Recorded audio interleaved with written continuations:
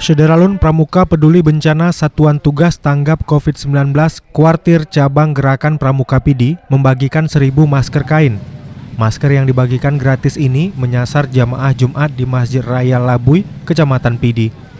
Pembagian masker kain turut dibantu polisi dan TNI dari Polsek Pidi dan Koramil Pidi. Anggota Pramuka dan polisi serta TNI berdiri di teras masjid memberikan kepada jamaah yang silih berganti datang untuk menunaikan sholat Jumat yang sebelumnya bernama Masjid Puto Meruhum. Tak hanya untuk jamaah dewasa, masker juga turut dibagikan kepada anak-anak yang hadir ke masjid ini. Dari Sigli, Muhammad Nazar, Serambi On TV.